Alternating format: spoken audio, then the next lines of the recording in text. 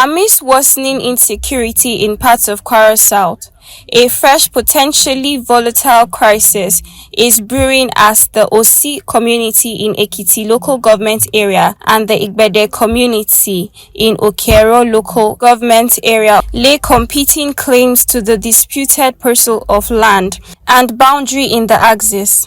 The lingering disagreement stakeholders warn is a time bomb that could spark communal unrest if not urgently addressed. Addressing journalists at the press conference, the president of the Osi Welfare Association, Dr. Olu Takeet, insisted that Osi community does not share a boundary with Igbede. He maintained that Osi's only recognized boundary is with the Ilofa community. This position, however, was strongly contested by the National Secretary of the Odo-Owa Welfare Association, Mr. Owolabi Sunday, who spoke on behalf of Igbede. Both sides called for immediate government intervention to prevent a breakdown of peace between the two historically harmonious communities. Dismissing allegations from the Igbede side, the president of the Osi Welfare Association, Dr. Olu Takeet, alongside the Asiwaju of Osi Land, Vice Admiral Samuel Afolayan, retired, denied claims that military personnel were deployed to harness residents over the boundary dispute. They further stressed that the Osi community has not encroached on any land belonging to Igbede, alleging instead that it is the Igbede community that trespass on Osi property. I will want to start by saying that Osi community has been in existence for many years. Our traditional ruler on the throne now is the 53rd in line of those who have been Olosi of Osi. The only recognized communities that share boundary with Osi is Irare in Ekiti Local Government and Ilofa. Some 30 years ago, this issue came up, and the Olosi then took them to the boundary, and there was no dispute as to the agreement of where the boundary lies. By history, our forefathers, they are not oblivious that the coming generation may find it difficult to identify boundaries. For Osi now, you have what you call the Oke-Ero Sunday. If you are going now, you will see the hills where you have built the churches being built now. That is the observatory position in those days for our forefathers when there are wars. That hill is the first observatory position. Second observatory position is the river that they are now claiming is a boundary. And you can see the distance between that hill and that river.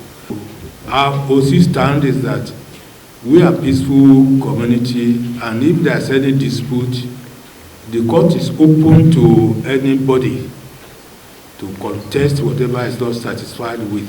And Osi has never been afraid of going to contest what belongs to us with any of the communities that settled with us, as I said, after the Kriji War. Reacting to the claims, the National Secretary of the Odo-Owa Welfare Association, Mr. Owolabi Sunday, described the position as misleading. He argued that a clearly defined boundary exists between the two local governments, marked by the Ero River, accusing the Osi community of being economical with the truth. I think those who held the press conference are just being economical with the truth. And maybe they are confused. Osi is in Oke-Ero, is in Ekiti Local Government. Odo-Owa, Igbede, Osi, or whatever they call them, Ikoto, they are in Oke-Ero Local Government. So we have a boundary that is an interlocal government boundary. Admiral is somebody we respected so much, and like I've said, he should provide an umbrella for every Ekiti indigen. And make sure that he embrace peace. But because he's a retired general, it's not new to us. We have seen cases of generals abusing their powers and using military forces to oppress people. And that's exactly what he's doing in this case. As law-abiding citizens, we have held a press conference calling on the state government, because we are not violent people and we don't want any crisis between ourselves and even the admiral in particular. I don't think this is an OC issue. It is an issue between the admiral and the AC people.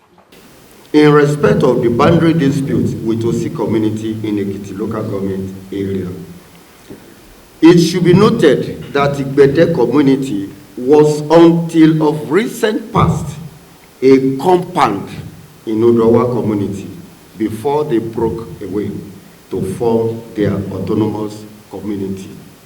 However, for the avoidance of doubt, Vice Admiral Afolayan, retired, the Asojo of Osi has never at any time used military officers, security agencies, or any form of influence to forcefully take over any land.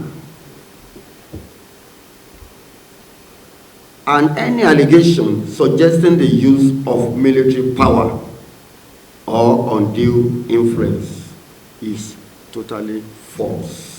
With tensions escalating, leaders of both Osi and Igbede community are jointly appealing to the Kwara State government to urgently intervene and resolve the boundary and land dispute, warning that any delay could trigger a communal clash if the situation spirals out of control. As the standoff persists, attention is now firmly on the state government.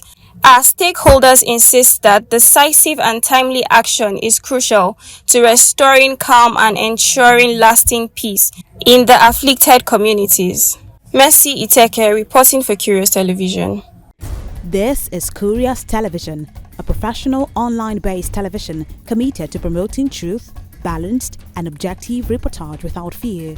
Please like, share and subscribe to our YouTube and Facebook channels. Curious Television, fearless pursuit of truth.